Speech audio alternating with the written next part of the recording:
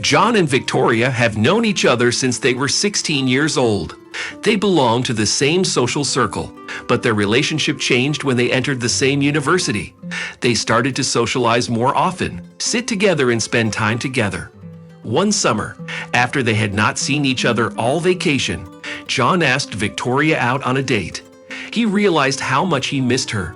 Victoria gladly went out with him because she had always liked him. And in general, all the girls in their social circle admired his appearance, figure, and white hair. Since that first date, many years passed, but eventually John and Victoria got married and had a daughter. However, as with any relationship, the responsibilities of everyday life began to strain them. Victoria would often complain and even cry to John. Although he tried to help, he too had his own work and responsibilities. Victoria's favorite pastime was going to a club where she could enjoy loud music and alcohol and feel young and free. Sometimes she would come home drunk, struggling with memories of what had happened the night before. One day she met her friend who had accompanied her to the club. The friend jokingly asked about the handsome guy if they had exchanged numbers. This triggered in Victoria's mind a memory of a passionate encounter in the club's restroom. She turned pale, said goodbye to her friend, and spent the rest of the way home in deep thought. A week later, the situation repeated itself. The clubs and the man were different, but everything else was the same. Alcohol, dancing, and the man.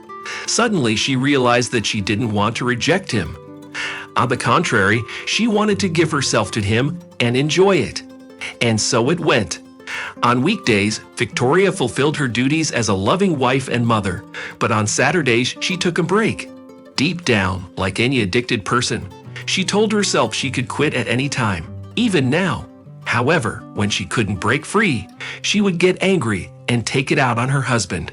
John at first didn't mind his wife's outings and her socializing with strangers, unaware of the true extent of her connections. He appreciated that she could relax and noticed that Victoria was full of energy the next day. He believed that in time this period would pass, but Victoria continued to go clubbing and getting drunk. He began to notice that she often smelled of men's perfume, and once she came home without underwear. These incidents gave John no peace of mind. He did not want to lose his wife, as he deeply loved her, especially realizing how it would affect their daughter. Growing up in a single-parent family, he always dreamed of giving his child a different upbringing.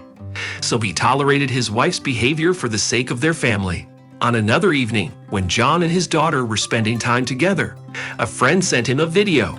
Surprised, John opened the message, turning down the volume so as not to wake the child. He pressed play, and in the video he saw Victoria dancing in a provocative manner. It was obvious that she was heavily intoxicated, but a blissful smile shone on her face. John initially thought that the purpose of the video was to show that his friend had seen Victoria at the club. However, as the video progressed, something more intriguing unfolded. Victoria was approached by another man and offered her a cocktail. She responded with the most charming smile. John tensed as he watched the man dance with Victoria, occasionally placing his hand on her waist or back. Then, to his shock, John saw his wife turn to the stranger and kiss him.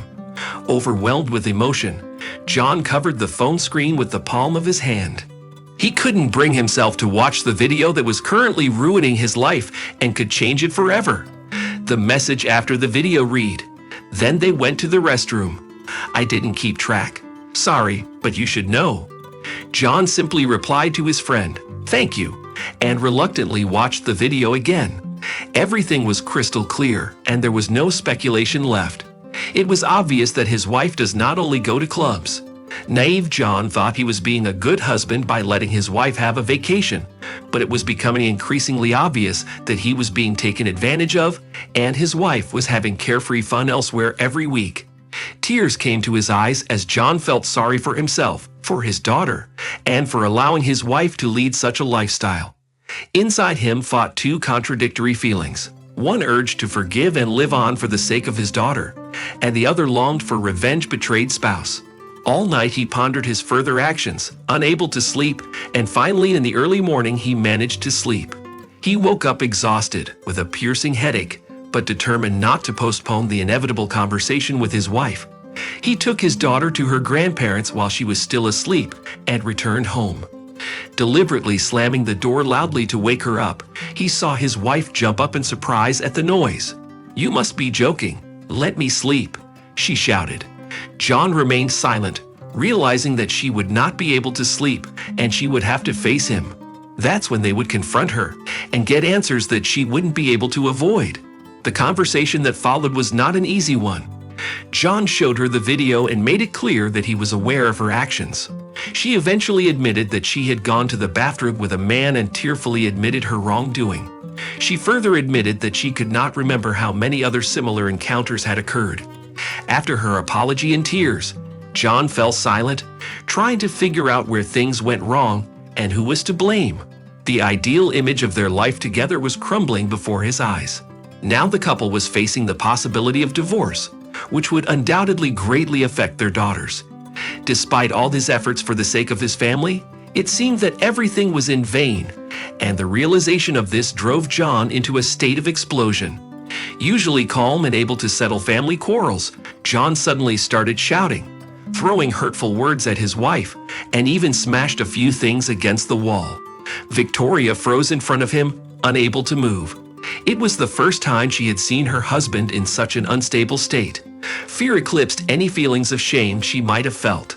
She now feared for her safety, fearing that her husband might physically attack her, though deep down she knew he would never do such a thing.